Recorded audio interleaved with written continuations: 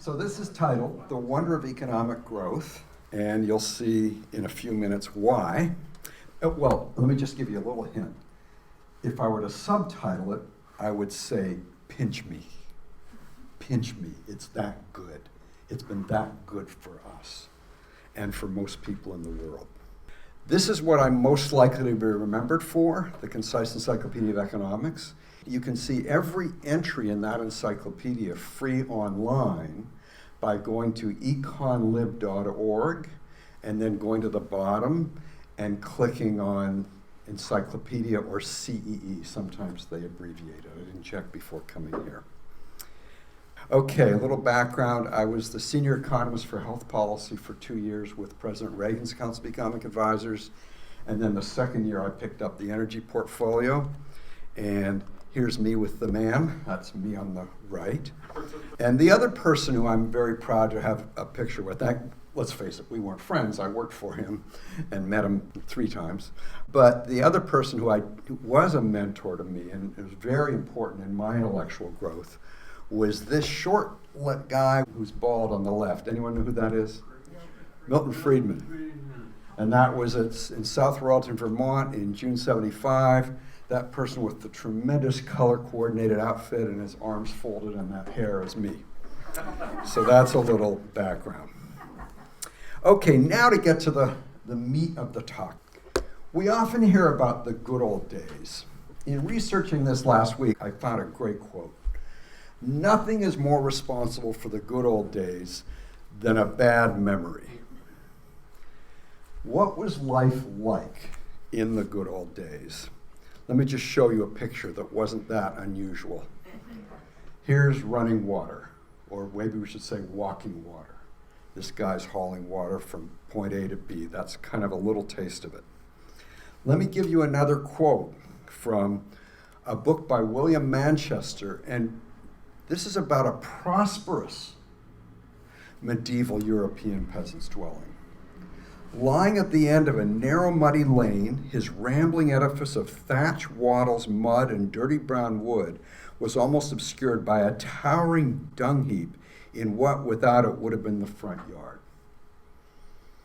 The building was large, for it was more than a dwelling. Beneath its sagging roof were a pig pen, a hen house, cattle sheds, corn cribs, straw and hay, and last and least, the family's apartment, actually a single room whose walls and timbers were coated with soot. According to Erasmus, who examined such huts, almost all the floors are of clay and rushes from the marshes, so carelessly renewed that the foundation sometimes remains for 20 years, harboring there below spittle and vomit and wine of dogs and men, beer, remnants of fishes, and other filth unnameable. That was life for the prosperous medieval European. Let's go to Edward Gibbon, the historian who wrote The Decline and Fall of the Roman Empire. He had 5 brothers named Edward. Why? Was this a George Foreman moment? George Foreman has 5 sons named George Foreman and a daughter named Georgiana. Why? Why would he have five brothers named Edward?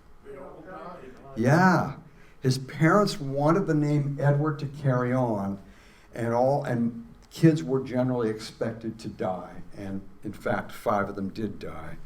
And so I'm going to show you next a slide of life expectancy over time. And just realize that a big part of it was death at birth and death in the first few years of life. So it was really getting child mortality down that made a huge difference. There were 70-year-olds a few hundred years ago. So life expectancy, though, is really weighted heavily down when people are dying when they're 0, 1, 2, or 3 years old. So here's life expectancy in various parts of the world. And if you look, Europe is green, so it's doing slightly better in the 1700s. And then, of course, it shoots up in the 1800s and then keeps going in the 1900s. Life expectancy is a pretty good measure of how well people are doing. And now, more recently, let's look at the maternal mortality rate by year in the last century. This is the death rates per 100,000 live births, and this is of the woman giving birth. My father was born in 1910. Look at the mortality rate then. I remember him telling me that my grandmother, whom I did know, she lived to be 91. He told me that she had said, when you're giving birth, the mother's life hangs by a thread. A little melodramatic, but there's something to it. And now look what's happened in the last really 50 years or so. And now let's look at the wonder of London.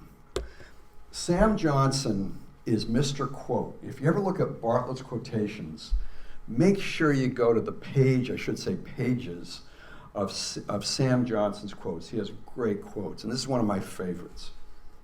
When a man is tired of London, he is tired of life, for there is in London all that life can afford. He was just really bullish on London. Okay, let's look at London. Here's a picture, London in the 18th century. And now let's look at what Lisa Picard said in her book, 2002 book, Dr. Johnson's London. We complain of the pollution caused by petrol-driven engines. Imagine the sheer volume of feces and urine excreted by the engines of 18th century traffic, that is, horses, let alone the dung of the herds and flocks being driven through the streets to markets and abattoirs. When I went to UCLA, I took a course in transportation economics from a master named George Hilton. And it was taught to both graduates and undergrads. And I learned that I didn't have a comparative advantage against the undergrads because a whole lot of the test was memorization. And the 19-year-olds were as good at memorizing as I was. But we all showed up for our evening exam when it was an evening class. And there were these two young undergrads, my friend Harry and I were kind of hot on. We thought, well, we'll show also that we're really good. And we said, how many pounds of manure and urine were dropped by the horses hauling streetcars in New York, figuring we'd stump them. And they said 10 and a half. And that was the answer, 10 and a half. When we think of pollution, we often think of chemicals in the water, or we think of soot in the air, and those are pollution. But when people used the word pollution 100 years ago, they were referring to the crap, literally, that horses dropped on the streets. And now let me give you just one I came across last week preparing this that just again puts things in perspective. And we're not going back to the medieval ages. We're going back to the middle of the 19th century. Yellow fever in New Orleans. Annual deaths in the entire United States from air and water pollution a century later about equaled New Orleans yellow fever deaths in 1 year. Annual deaths in the entire United States for a year. That's annual, for a year. The entire United States from air and water pollution equal deaths from yellow fever just in one city in a year. That's amazing. Well, another way to look at how things have changed is to look at what were considered luxuries in the early 19th century. When economic historians want to measure standards of living in Britain, there's one main item they look at to see how it's a consumption item, how often people use it, how often people consume it, and what percent of the population can afford it and therefore is consuming it. I'll give you a little hint. It's liquid. Beer. What do you think? Beer. Not a bad guess, but no. Water. Tea. Tea was a luxury in the early 19th century, and by the end of the 19th century, it had become much more common. So here's what a commentator said in the 19th century, about the 19th century. The bourgeoisie was the first to show what man's activity can bring about. It has accomplished wonders far surpassing Egyptian pyramids, Roman aqueducts, and Gothic cathedrals. It has conducted expeditions that put in the shade all former exoduses of nations and crusades. It has, during its rule of scarce 100 years, created more massive and more colossal productive forces than have all the preceding generations together. The subjection of nature's forces to man, machinery, the application of chemistry to industry and agriculture, steam navigation, the railways, electric telegraphs, the clearing of entire continents for cultivation, the canalization of rivers, the conjuring of entire populations out of the ground. What earlier century had even a presentiment that such productive forces slumbered in the lap of social labor? Question, who said it? Yeah. You know what's great is talking to audiences whose age is typically within 5 years or 10 years, one way or the other of mine. You know things, right? Marx and Engels, the Communist Manifesto. Well, here's what I have to say to them. Hey, Carl and Friedrich, you ain't seen nothing yet. Let's look at the 20th century. And I call it the amazing 20th century. This gives you growth in real world GDP per capita, per person, from 1,000 to the present. Notice how it just kind of bumps along for the first few centuries. There's a little blip in the 14th century. There's a story there, by the way, I think. What was the awful thing that happened in the 14th century? Plague. The plague. What fraction, roughly, of the European population did it kill? 1/3. 1/3. What happens when you've got a fixed amount of capital and the amount of labor goes down? The capital to labor ratio goes up. What happens when the capital to labor ratio goes up? Labor's more productive. So I'd rather do it by expanding capital, which is, and I'm going to talk about that in a little while, but notice that's why you get that blip. And then you get essentially nothing. You get the start of the Industrial Revolution in the late part of the 18th century, and then you get the Industrial Revolution in the 19th century, and then look at the 20th century. It just leaves the 19th century in the dust. By the way, this graph is taken from a study put out by the National Bureau of Economic Research by an economist at Berkeley named Brad DeLong. And here's another thing he did. And by the way, the piece he wrote is titled Cornucopia. So here's what he did. He said, instead of looking at nominal wages in dollar terms and adjusting for inflation, let's look at how many hours of work would it take for the average worker to buy an item in the Montgomery Ward catalog of 1895, and then look at the year 2000 and find those same items, look at wages in the year 2000, and say, okay, how long would it take to buy those same items? So 6 volumes of Horatio Alger, you had to work 21 hours.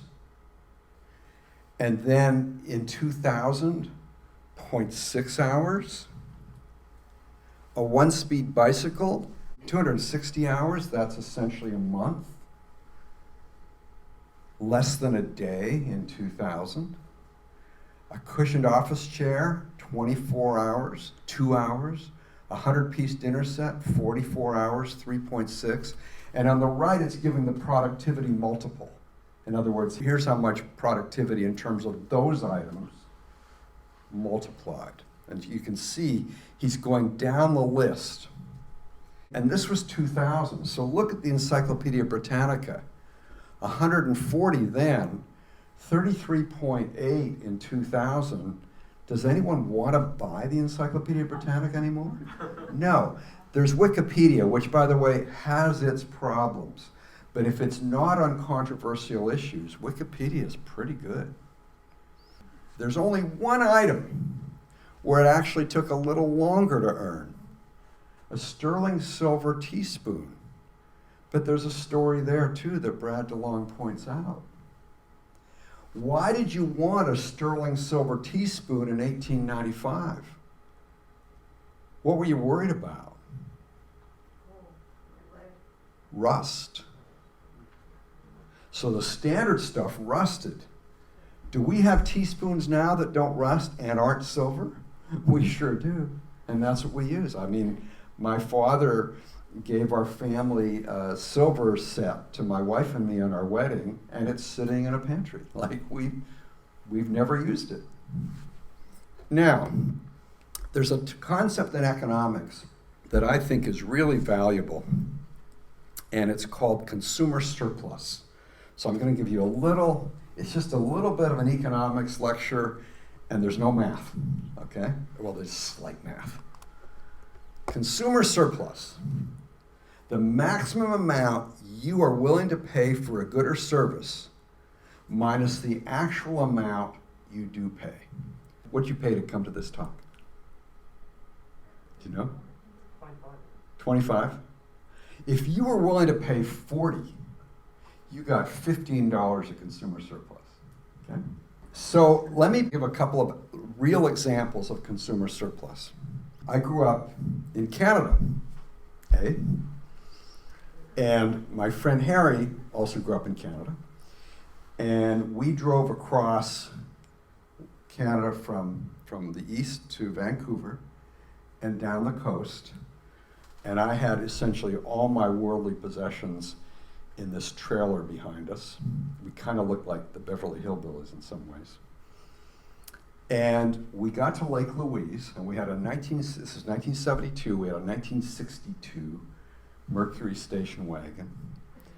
And one of the things, he knew motors, I don't know motors, so I can't remember what it's called. I think it starts with M. We lost it, and we're stuck. And this is $1972. We're going to pay approximately $20 a night to stay there while the park comes in. Where's it come from? It's going to be flown from Toronto to Calgary and then bused from Calgary to Lake Louise. And it's going to be, with everything, transportation, everything, $90. So we're going to have to stay 2 nights, $20 a night, $90, $130. My friend Harry is he's just great at dealing with physical reality. And he hitchhikes down the road to Banff, finds a junkyard where there's a 16-year-old kid, it's lunch hour, so the kid doesn't know how he could take advantage of Harry, finds the part, pays $2. What was our consumer surplus? Plus 40, right? You didn't have to stay overnight. Yeah, so $128 of consumer surplus. One of my students, when I was teaching at the Naval Postgraduate School, came up with this great example I'd never thought of that really illustrates part of consumer surplus. You go into Macy's, you see a nice shirt, it's selling for $60. You want it.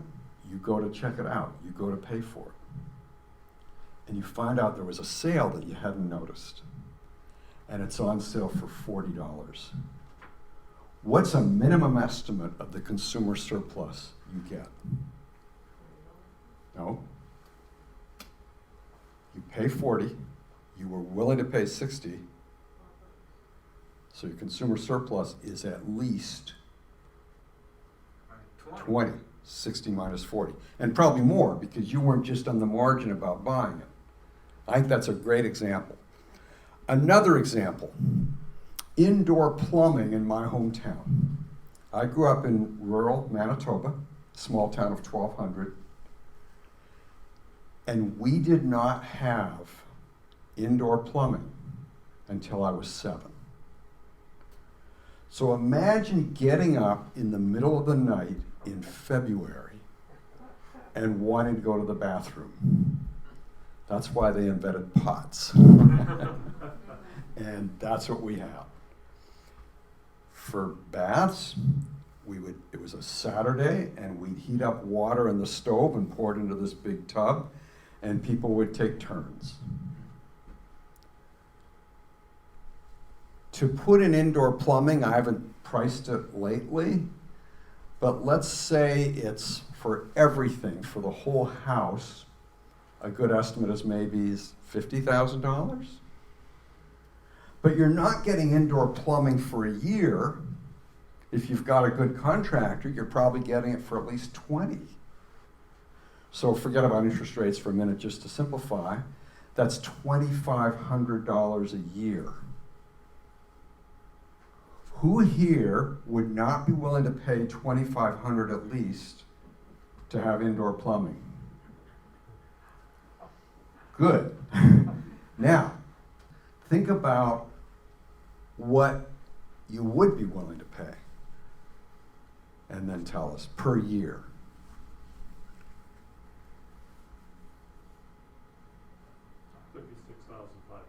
$36,500.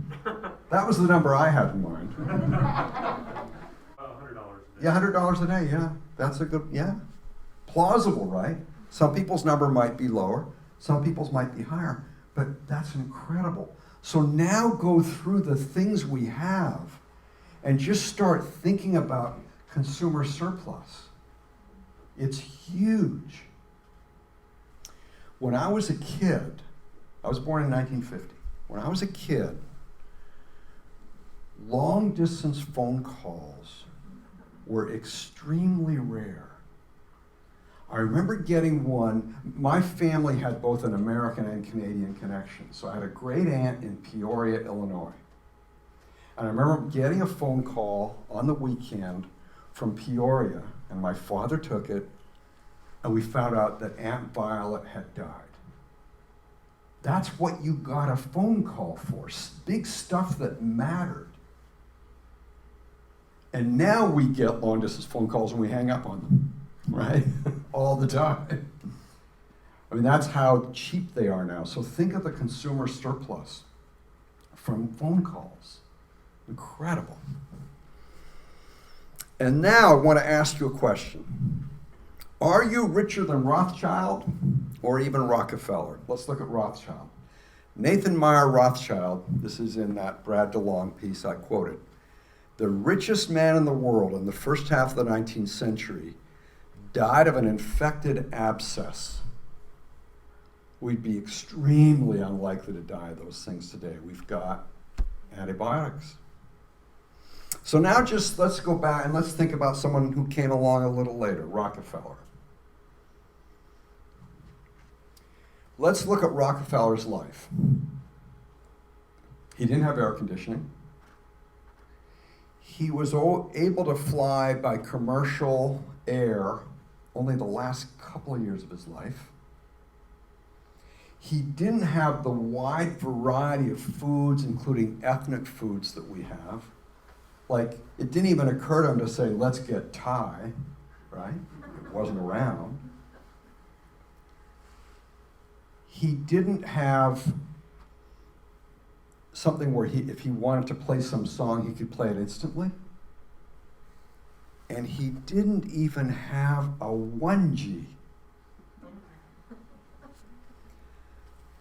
And of course, and the Rothschild point brings this home, if he got certain kinds of diseases, he was almost certain to die.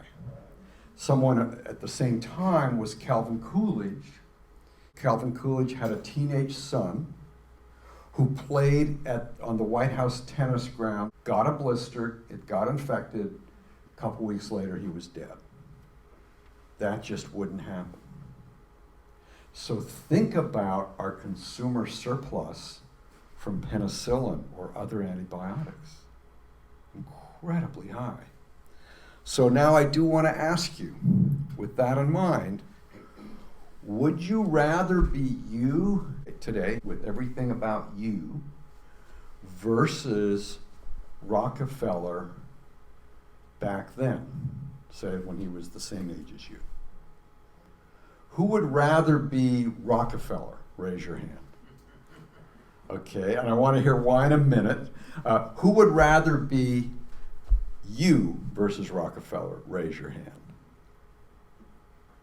So in a sense, what you're saying is you're richer than Rockefeller, or at least better off than Rockefeller. Okay, now you got me curious, John. Well, obviously there were some things that he had access to vis-a-vis the rest of the world. Like?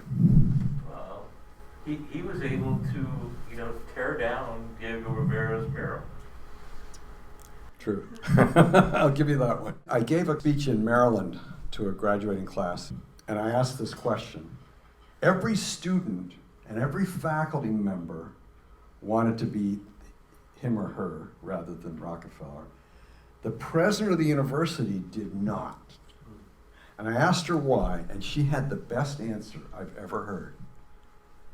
Think of how wealthy I am. Think of all the charities I can give to. And I hadn't thought of that. I was thinking just very narrowly about myself, as I bet many of you were. Now I want to look at the way this shows up in another way, and that is in the workplace. On the vertical axis is workplace fatalities in the United States per 100,000 people. And on the horizontal axis is the year, and it goes from 1933 to 1993. What do you notice? It's going down. Can someone, and this is a little risky because I said a few minutes ago, you know things, so probably some of you know this, but if you just went from the graph without other knowledge, could you tell me where OSHA happened in there? You couldn't, right? But I'll just tell you, 1970. It's going down before OSHA. It's going to continue to go down after OSHA. It's not clear it's OSHA at all, and I'll say in a minute why, but let me just tell you, here's another thing where technology has mattered. I found this graph last week, but it had a big line where OSHA was, so it would ruin my attempt to tell the story. So this says something both about the way things get displaced by technology and the way technology helps. I wanted some whiteout so I could print it out and white it out. Do you think I had any? No. I went online. There's this thing called Amazon. I got it the next day. And because I'm a Prime person, I think I paid $8. So technology, again, helped. But anyway, now why did that happen? I'll tell you the main reason, at least what I think is the main reason. We all care about safety, but we also trade off between safety and other things. So I actually got a job in an underground nickel mine when I was 18, and I knew it was it's not like coal mining, by the way, fortunately, but there's a risk there. And I got compensated for the risk because I needed to pay for my college. But as our real income grows, as we become wealthier, we're willing to pay more for safety. The way economists put it is, safety is a normal good. It's like steak. The wealthier we are, the more of it we want. And so as people's standard of living rose through all that time, workers wanted more safety. Why did employers provide it? Because there's implicitly a market for safety. If employers don't provide it and it's less safe, they have to pay more. I did my PhD dissertation on the economics of safety legislation underground coal mines, and it just was obvious when you started looking at the data that when it was fairly dangerous, coal miners were getting paid well because they were risking their lives. And so an employer says, okay, I can pay X to put in this safer way of working or some kind of safety equipment.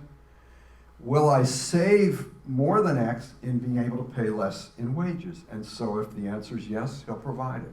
And those kinds of trade-offs have meant that over time, working has got safer. One of the authors who did something for my encyclopedia for the first edition is an economist who's no longer with us, Stanley Labergott. He's one of my favorite economists because he always liked looking at data and telling a story. And he tells a story about the amount of work that was outdoors in 1900 versus outdoors in 1980. In 1900, 80% of people worked outdoors, whether they're farmers, 40% of the labor force was in farming then, or whether they were working in railroad yards and so on. And by 1980, it was, I think, under 10%. And working outdoors is generally a little more dangerous. Here's the other thing that he talks about. For all United States workers, the number of fatalities per dollar of real, that is inflation-adjusted GNP, dropped by 96% between 1900 and 1979. In 1900, half of all worker deaths occurred in two industries, coal mining and railroading. But between 1900 and 1979, fatality rates per ton of coal mined and per ton mile of freight carried fell by 97%. What have we done so far? I looked at medieval to now, looked at 18th century to now, and then we went 19th century to now, and now we're going early 20th century to now. This is a book, I wrote a review of it in Regulation magazine a year ago by Diane Coyle. She's a British economist. And you might think when you see this great quote, I'm recommending the book, and I don't. I mean, it's good in some ways, I just didn't think it was that good. But here's what she says. I thought that I quoted this because it was such a beautiful part of her book. She grew up in Britain. When I was a teenager in the 1970s, there was no internet or web, no mobile telephones, no personal computers or tablets or smartphones, and none of the services such as search, streaming music or movies, email, text messages. Phones were tethered to the wall. Remember those long cords when you're trying to feed the cat at the same time? Usually in a cold hall, as central heating was far from universal, and the line was often shared with a neighbor. Vinyl was still in its first run, although cassette tapes were now available as an alternative. Banking meant going to the high street and queuing. Oh my goodness. You had to go inside. Cars used toxic leaded petrol, burned less efficiently, had no radios or electric windows, none of today's safety systems, still less built-in GPS and air conditioning. MRI scanners had not been invented, nor today's drugs for cancer. My mother had breast cancer in 1966, and after the mastectomy, she got cobalt treatments and died 3 years later. Cataract and varicose vein surgery were not simple outpatient procedures. As well as obviously significant innovations like the internet or medical or pharmaceutical advances, there have been a multitude of incremental improvements in everyday life. Outdoor gear made from fabrics that really do keep out the wind and rain. Disposable contact lenses. Tights that do not immediately ladder. I had to look that up. That means like a run in a stocking kind of thing. The ability to watch TV programs when you want, and energy efficient light bulbs. So that's just in the last 45 years. Look how things have got better. This guy, he was this statistician in Norway, I think, who died a couple of years ago. And he tells the story of the washing machine and how when his mother got a washing machine, it felt like a miracle. And he talks about his grandma just kind of sitting there, watching it, just, isn't this wonderful? Who here has read Robert Caro's books on LBJ? Okay, so LBJ, one of the things that made him very popular as a congressman in Texas when he was in the House of Representatives was he helped bring rural electrification to rural Texas. And there's this 3 or 4 page section of one of the books, it's the first one, called Means of Ascent or Path to Power, I've forgotten which, but it's one of those, and it's titled Sad Irons. And it talks about the life of a woman, married woman in Texas, in rural Texas, in the 1920s and early 1930s, doing laundry on Monday during the summer, and having to heat up the stove and have this big pot of water on it. But where did she get the water? She had to go down to the well and haul a whole bunch of pails. So it's 90 degrees outside, it's probably 110 inside as she's heating it up. And that's their life. And so when he helped get electricity, he became a hero. But that gives you an idea of what life was like. There's another article that got sent out, written by an economist at George Mason University named Donald Boudreaux, and it's called The Prosperity Pool. And here's his point.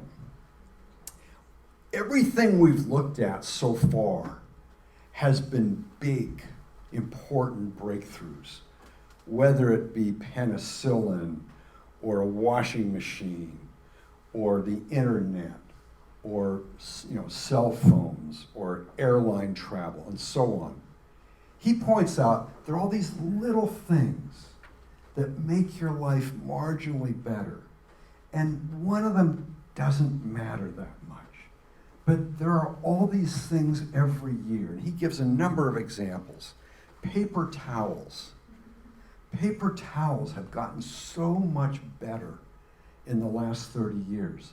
Their ability to absorb and so on. And they even made them now, we get the ones where if you don't want much, you can take one of the little pieces and pull it in half. They've really mastered that. We think maybe they haven't. Maybe there's something more coming to the prosperity pool in another year or two. Soup cans. Used to have to find a can opener and put it in the can opener. Now, pull the top and you got it.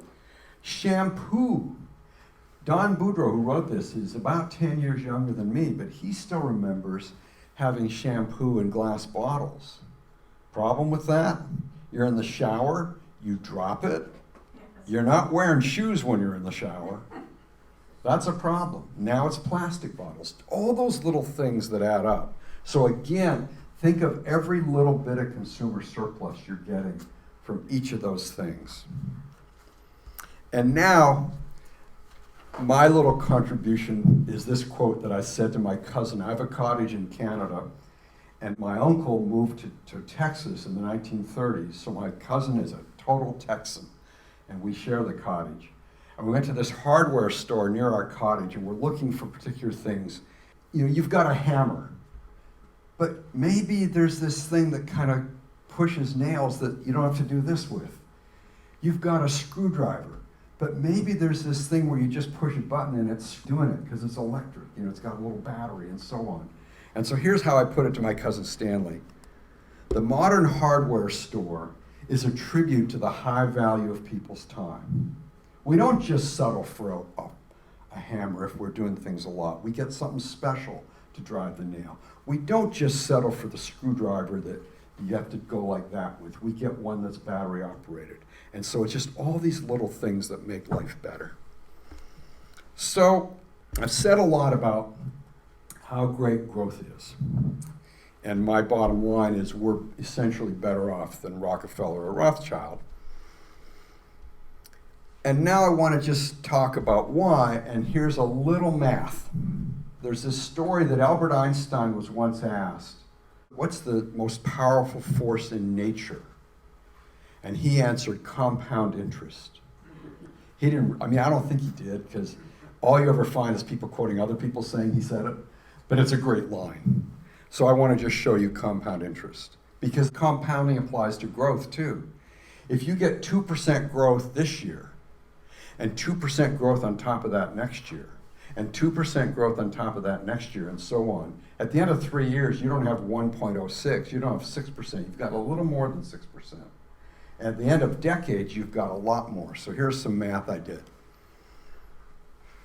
Take the growth rate being 0.02, meaning 2% annual growth. Go for 100 years. That's 1 plus g to the n, where g is 0.02 and n is 100. And notice that you get 7.24. What's that mean? That means if you've had 2% growth for 100 years, your economy is over 7 times as big in output as it was 100 years ago. What if you got to 3%? Then it's 19 times as big.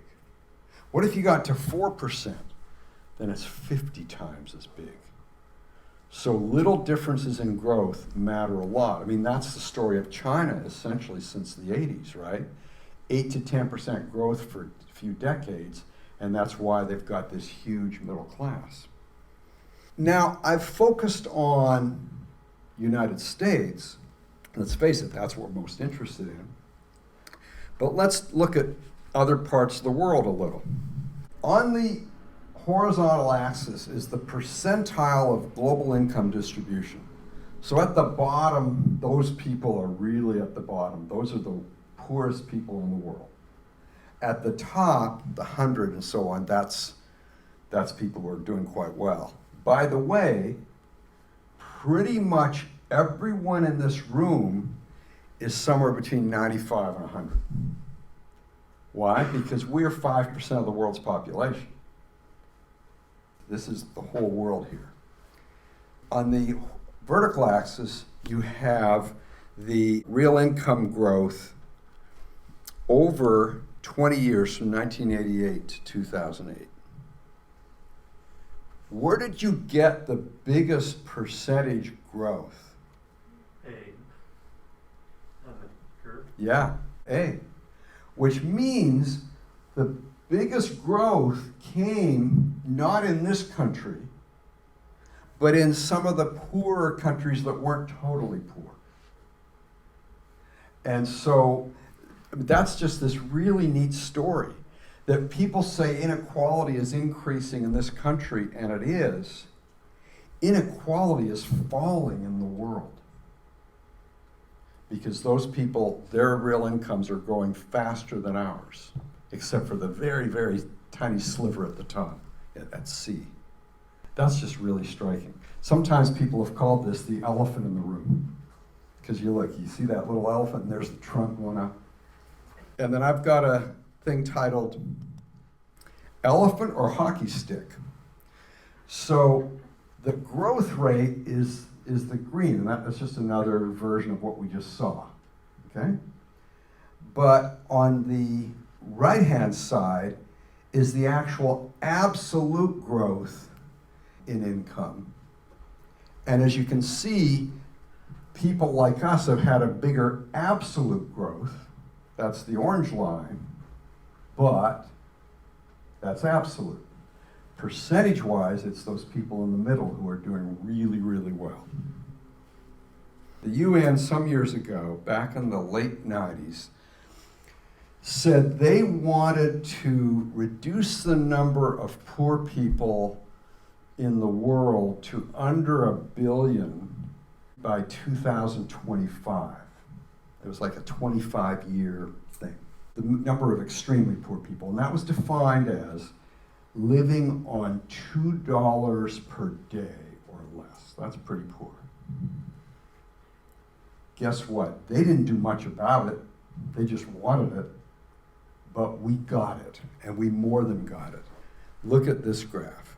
The red is the number of people living in extreme poverty, and it's now under 1 billion.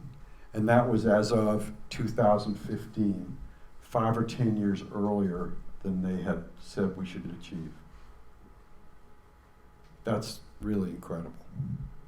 Here are North and South Korea at night. Which one's poorer?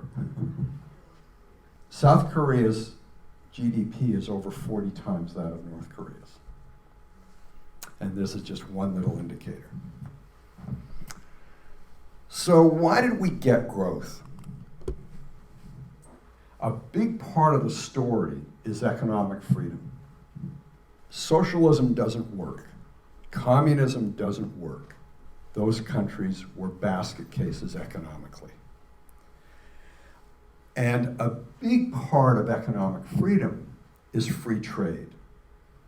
So here's the average unweighted tariff rate in developed, meaning relatively rich, and developing, meaning relatively poor countries from 1981 to 2010.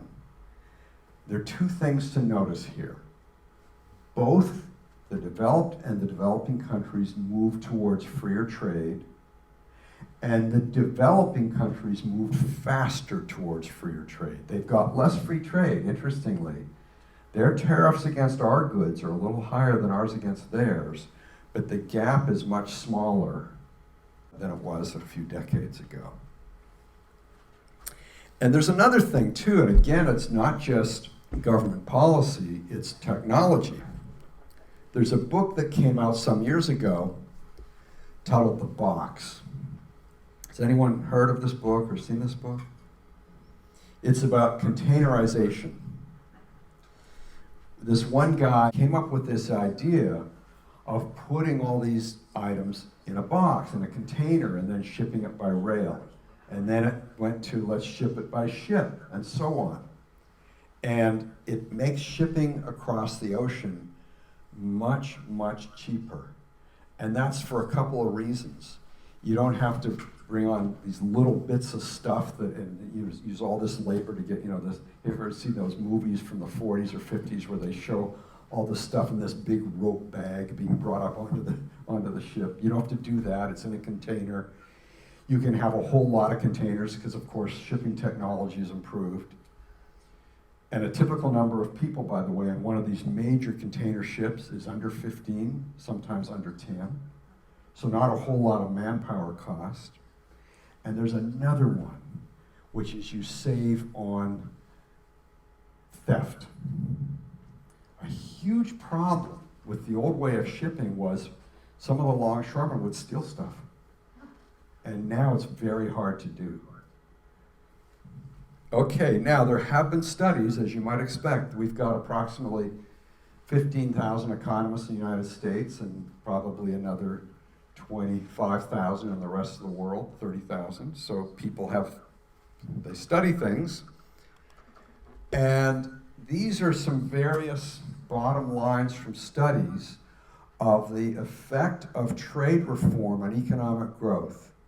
And I knew it would be positive. I was struck by how substantial it was. So it starts, this first study, looking at 69 developing countries, a 2.7 percentage point increase in growth. That's incredible. Think back to our compounding. Now, how long does that go? Probably not 100 years, but if it goes 5 or 10 years, that's huge. And 1.2 percentage point, 1.4 percentage point, and so on. So very striking. So economic freedom involves typically relatively low tax rates, relatively little regulation, free trade, good enforcement of property rights, things like that. And so there's this organization that measures economic freedom year by year by year for about 130, some number like that, countries. And here's one of their findings. This is from their latest report, Economic Freedom of the World 2021.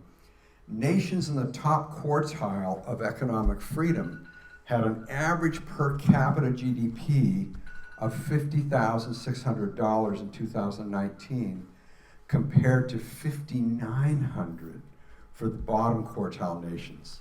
Life expectancy, as you would expect, is higher, 81.1 years in the top quartile compared to 65.9 years in the bottom.